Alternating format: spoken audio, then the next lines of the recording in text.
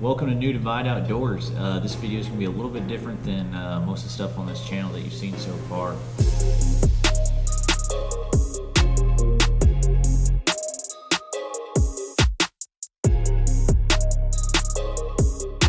I just got back from my 2021 moose hunt, still haven't unpacked, and I get asked all the time, you know, what do you pack for a float hunt? What do you pack for a moose hunt and all that kind of stuff. So I figured I'd just give you guys a video. So today we're basically just going to be going through my bag and showing you guys everything that I pack for a moose hunt. It's pretty similar to basically what I do for most backcountry hunts. Nothing really all that different other than just the amount of food I take, and then just a few other odds and ends here and there that really come in handy. Let's jump right into it. Having it unpacked or anything, so I'm just gonna take it out all like I did. Had it from the airport. Something I want to also say is that this bag here has all my backpack and all my hunting stuff in it. Clothes, everything that I would carry on my back. And this bag is less than 50 pounds, so that I don't get charged extra flying with it. So that's something to keep in mind when you're packing your bags, is making sure everything is under 50 pounds. But let me get into all my gear. First thing, sleeping bag. This is Big Agnes, I forget which model, but it's a synthetic down. So it's not real down, it's a synthetic insulation. It's a 0-degree bag. The reason I don't use down is because it's constantly raining, there's constant moisture in the air, and down, if it gets wet, it's over with. So that's why sleeping bag with a synthetic insulation, that way if it gets wet, it'll still keep me warm and it dries out. My sleeping pad, Big Agnes, this is the Q-Core SLX. It's insulated, it doesn't have the highest R rating, but it gets the job done. And it's, for me, it's really comfortable. I'm a side sleeper, so this is the way to go. This is just to pack my sleeping bag down, smaller seat. This is like a $4 or $5 seat from Walmart, I think. It's just foam. You can tell I've beat the heck out of it. The handle is broken on it. I can't tell you how much I've used this. It comes in handy, you know, if you're sitting glassing somewhere, you know, whatever. I take it pretty much on every hunt. It weighs nothing. I just strap it to the outside of my bag. So there's that. My water bladder, my backpack. This is just a Platypus 3-liter. 3-liter bladder. This bag here is basically all my toiletries. And my toiletries, basically all I keep is a little microfiber towel, some wipes to wipe myself down when I start to stink, you know. Baby wipes for when nature calls. Toothbrush, toothpaste, some deodorant, just some dead downwind. You can use whatever. I just have dead downwind because it's scent free. That's pretty much about that there.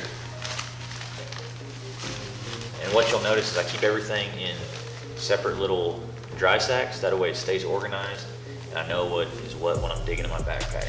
That's toiletries there, right here. One of my favorite things that I take basically on every hunt as well is this Helinox Chair Zero. These things are the bomb. I think they weigh a pound, and they are the greatest for sitting around camp, being comfortable. If you're sitting glassing all day, it's nice to sit in a chair and not, you know, just be sitting and slouching, kind of like how I am now. But these things are the bomb. I love this chair. It goes everywhere with me, no matter where I'm hunting. Something that goes with me everywhere, first aid kit. This is made by Adventure Medical Kits. Basically, it's a waterproof bag. It's got pretty much everything you need as far as first aid goes in backcountry. I had some stuff in there like some ibuprofen, band-aids, blister care, 2 things of quick clot gauze. You never know, you end up cutting yourself and you gotta get the bleeding stopped quick. There's, in this medical kit, there's you know, some compression wrap stuff that you know, I can use hold that quick clot gauze on. So there's that. And this, I mean, this goes everywhere with me, and you see how small that is. I mean, it doesn't weigh, I guarantee you it probably doesn't even weigh a pound. Just like a little small survival kit. Same thing with the medical kit. You never know what's gonna happen. It's got a heat blanket in it, some duct tape, fire starter stuff, a whistle, safety pin, little fish hook, fishing line, compass, all in a little waterproof bag deal. So that goes with me. Doesn't weigh hardly anything either. This is, I wouldn't call this my kill kit. This is like my knife kit, I guess.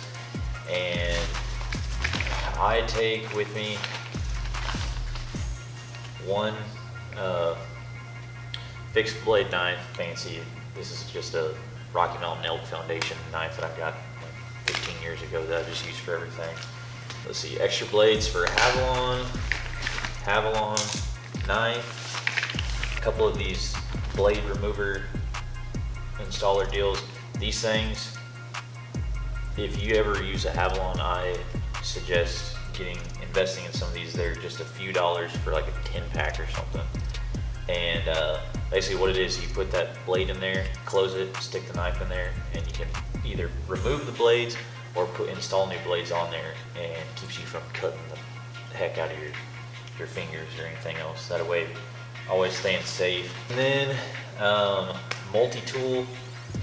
Took this on the moose hunt. You use this thing a lot, more than you realize you do. That way, you know, if you got to do some stuff to the rafts, any of your gear, your gun, you know, bow, whatever, this comes in handy big time.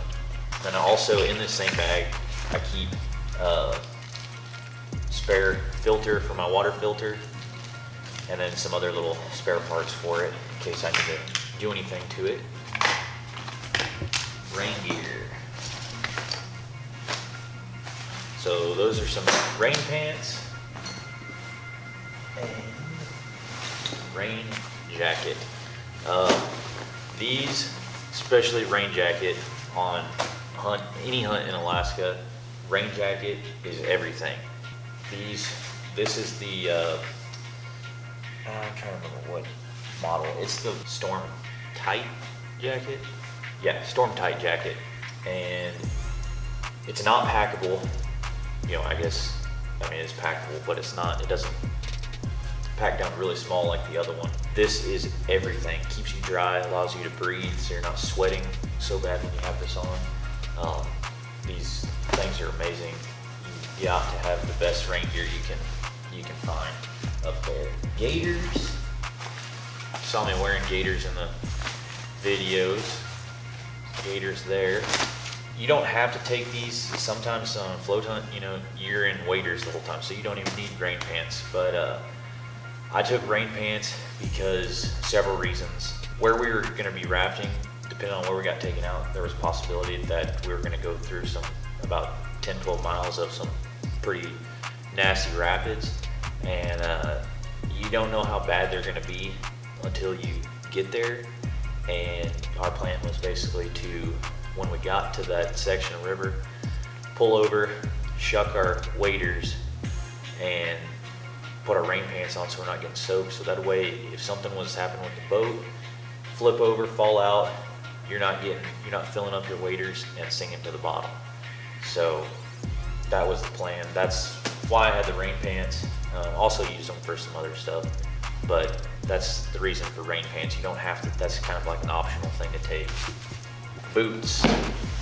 These are Schnee's Beartooths. They just fit my feet good. They're non-insulated. I don't wear insulated boots. These go with me pretty much every hunt. Okay, clothes. All right, so clothes I keep in a dry bag as well, but for the flight and also getting them packed in this bag to where it wasn't all lopsided and everything like that. Took them out of that dry bag, but all I take, one pair of pants that I wear out there, an extra pair of pants,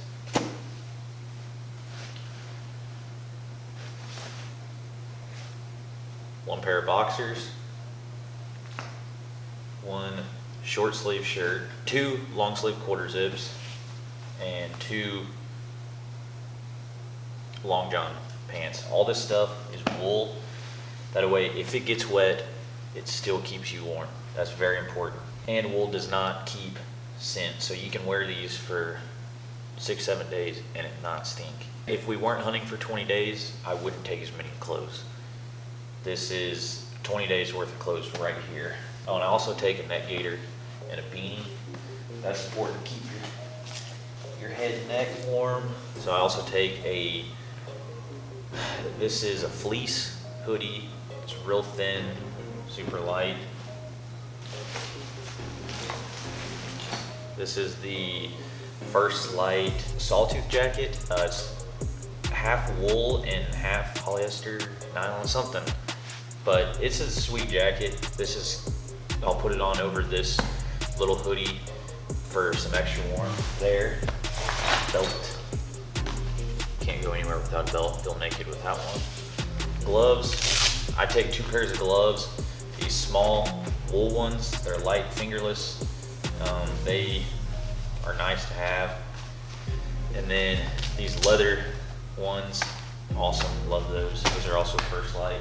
The one thing that I don't skimp on, socks. Big thing here. These are like the most important thing to me. Wool socks. I take 3 pairs of thin wool socks and then 2 pairs of, say, a medium thickness, medium warmth wool socks. These are darn toughs. That's pretty much about all I wear is darn tough. I just like them. They have a good warranty. So that's what I use. And it is, I change these out every single day because my feet sweat for some reason. But yeah, change socks out every day. 5 pairs is plenty. Probably could get away with like 3, but hey. Insulation layers. Here is First Light down pants. These are handy because they're really warm and they pack down to nothing. I can squeeze those in my backpack. Same thing, down jacket, First Light. Take this with me everywhere. It's great because it just packs down. Super small, weighs nothing. So this is a food cozy, whatever you want to call it. Got my long handled spoon in there.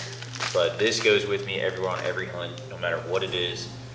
Basically put your dehydrated meal in there, close it up, keeps it warm while it's hydrating. That way you still have a really hot meal while it hydrates.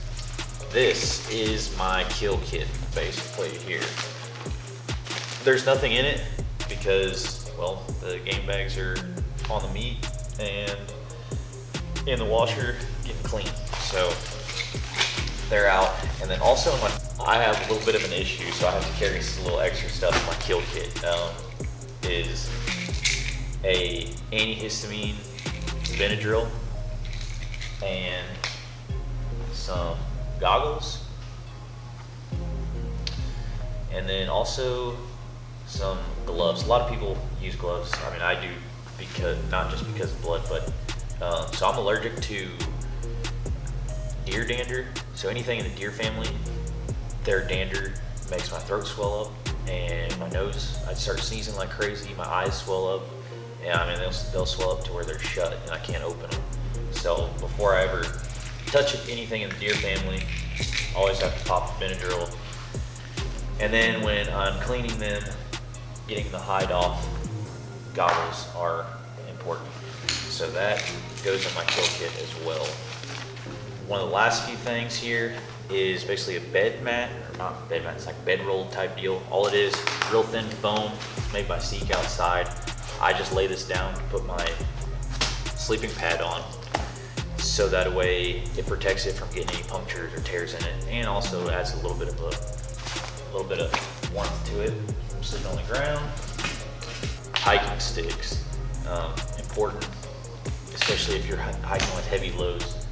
Those things come in handy. All right, one of the most important things on this moose hunt small backpacking collapsible saw. This is a Sven saw right there.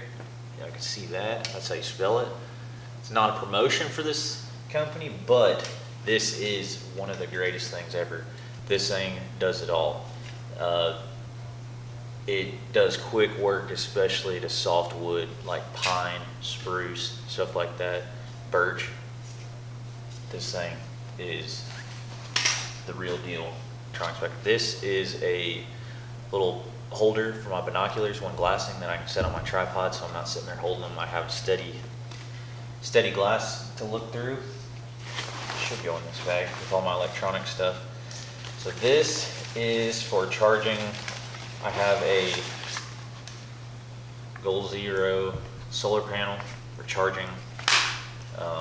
Works great. That Goal Zero power bank. These things are good, but I don't think they're that good. Just to put it in perspective here, this power bank was $15 at Walmart, I believe. This will charge an iPhone 5 times basically from dead. I think I can get maybe 4 out of this. So just something to think about. You don't have to have the expensive stuff. This power bank came with the solar panel, so that's how I got that. In this bag also, I have extra AA batteries and stuff like that for my headlamps. I take 2 headlamps. This is the Black Diamond Storm headlamp. I have 2 of these that I take. Light is a big deal out there. Let's see, yeah, so 2 of these Black Diamond Storms. Love these headlamps. They're bomb. Batteries for my headlamps. Take a couple of those. I think 3, total of 2 sets for each headlamp, and then this pin light as well. Thing works like a champ. This comes in handy, especially if you're cutting up an animal at night and you need more light. This thing comes in handy. You can basically tape it to a tree, shine it right where you need it, and it lasts a good while. And it only requires, I think, 2 AAA batteries. So it's light, doesn't require a ton of battery, and it lasts, and it shines a long ways. Dang your spotlight. So that thing's awesome. Last but not least is my backpack. This is EXO 5500, the K2. So this is the older model one, not the new K3s. As you can see, it's got some nice blueberry stains, some blood stains on it. You know, that's what happens when you use it quite extensively. Yeah, see, blood, blueberry stains, but oh well, it'll clean up. All this fits in here, and with the water bladder filled up, I want to say runs about, with everything else I have on it, it's about 55 pounds, 60 pounds max for 20 days. So yeah, you can do it, get in there light. Now granted, none of my food goes in my backpack. All that stays in a separate bag where we keep all this stuff, because there's just, 20 days of food is basically right at 2 pounds of food per day. You're looking at least 40 pounds minimum per person of food for the trip. So that's 120 pounds of food. So that goes in a separate 120 liter dry bag that's got straps like a backpack.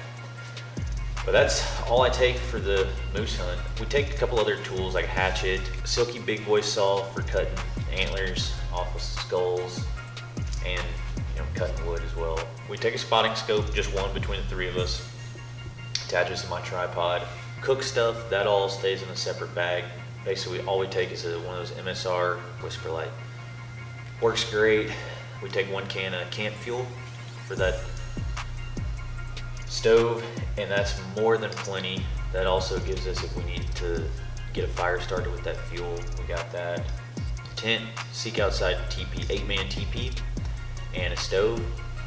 That stays in a separate deal. It's a lot simpler than what you would imagine. So it's kind of why I did this video. Most people don't realize you don't need to pack much at all. If you haven't seen the moose hunt series that I just got back from, where I had all this gear, go give that a look. And yeah, if you enjoyed this, please hit that thumbs up. If you'd like to see more, videos like this of gear reviews, what's in my pack or bag dumps, whatever you want to call it, leave a comment. If you got any questions, leave a comment.